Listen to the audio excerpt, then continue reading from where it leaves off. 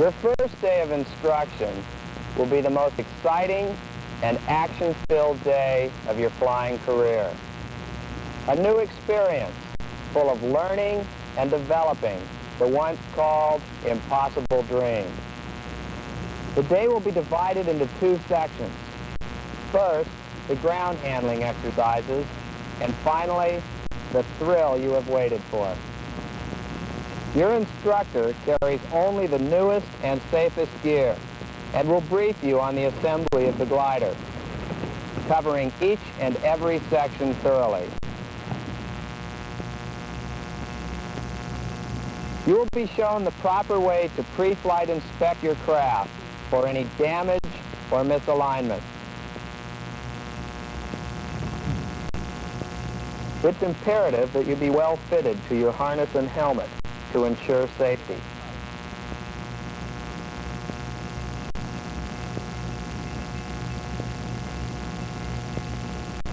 After he has shown you some of the various ways to grip the glider's control bar,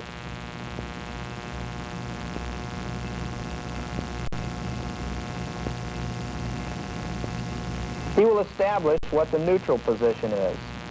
The nose of the glider should point into the wind, and the sail not filled or inverted. Once you have found the neutral position, you can then move the glider up and down. This is the pitch axis, then side to side, the yaw axis, and finally tip to tip, the roll axis. With a little patience and practice, these movements will become natural. Now, let's practice the flare. The final step of ground handling is learning to stop by flaring the glider. To flare, you push out and up on the control bar at the same time, thus raising the nose up quickly. All the way out and up. Good. Now you are ready for your first trial run and flare.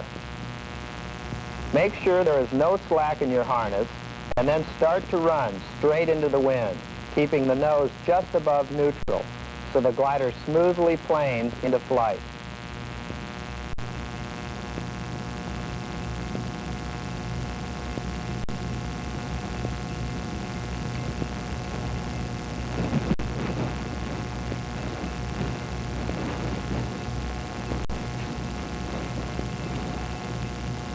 After practicing ground handling for a while, the instructor will let you move to the training hill. In just moments, you will be soaring the skies, alone with nature. You'll start at the bottom section where there is just enough room to give you the first taste of flying. Begin with the kite in the neutral position and raise the nose slightly to the launch position. The glider should make a smooth and gradual separation from the ground. Up we go for just a moment, and then safely to the ground. After mastering these exercises, you are now ready to move up the hill to a moderate altitude selected by your instructor. And finally, the thrill you have anticipated all day. This, your dream come true.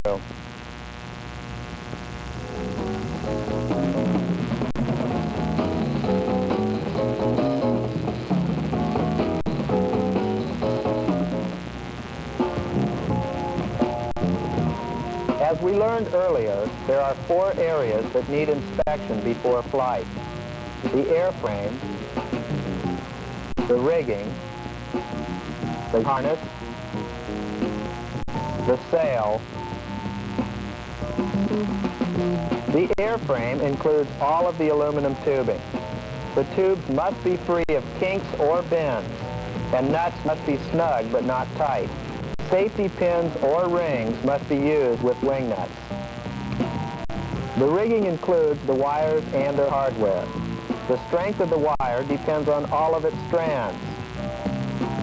A soft cloth will catch on the frayed ends.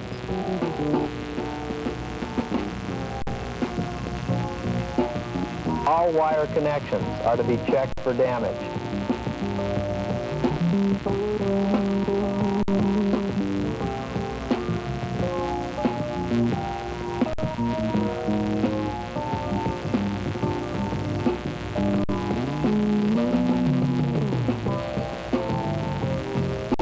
filmmaking is an art.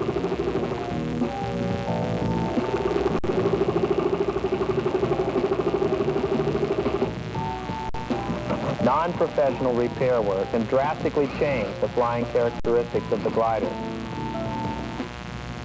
No malfunction or weak member can be tolerated, since the glider depends upon all of its parts for structural strength.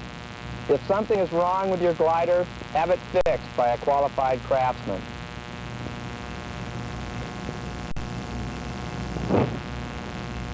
The pilot controls the glider by shifting his weight over the trapeze-style control bar.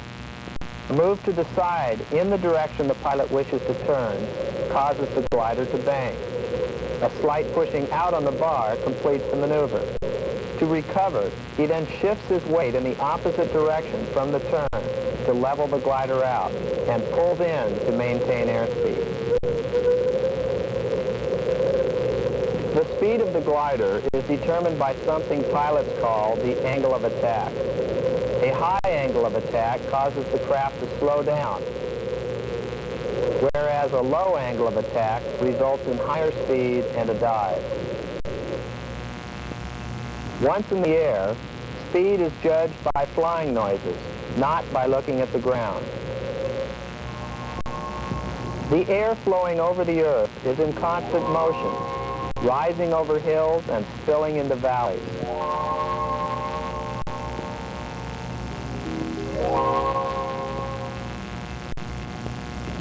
A pilot has to know what the wind is going to do, so he watches both the natural and the man-made indicators of the wind's condition.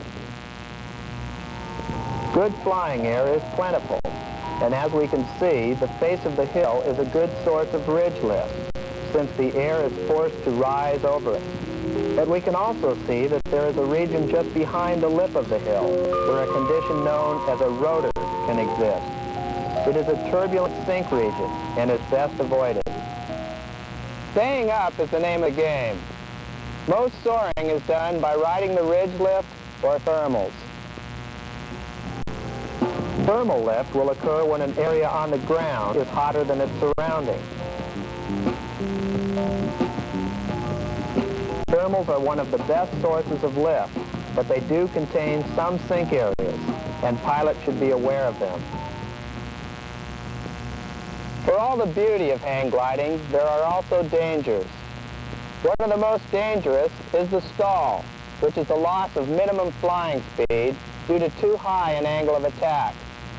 Let's fly along and see what a controlled stall is all about.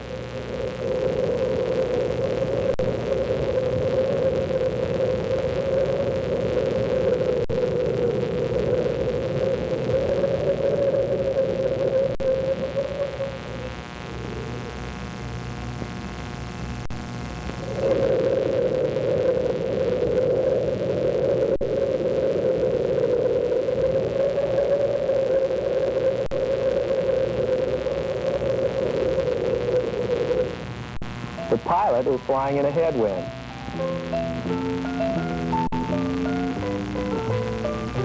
As he climbs, he loses airspeed. At the critical stalling speed, the glider stops flying. To recover, the pilot must first build up airspeed.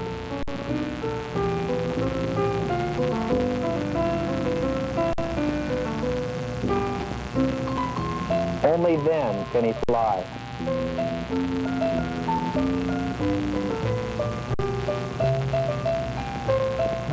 Very often, a pilot will take off, turn around, misjudge his flying speed by looking at the ground, stall,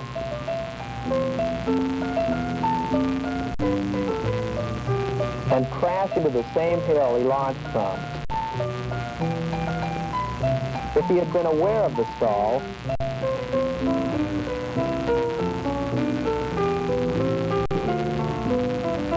he could have pulled in,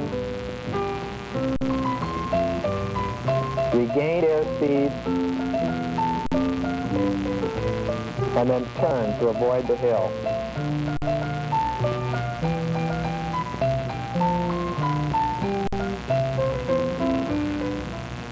you find yourself stalling close to the ground, do not attempt to regain airspeed, but hold the glider level to the horizon and parachute to a landing.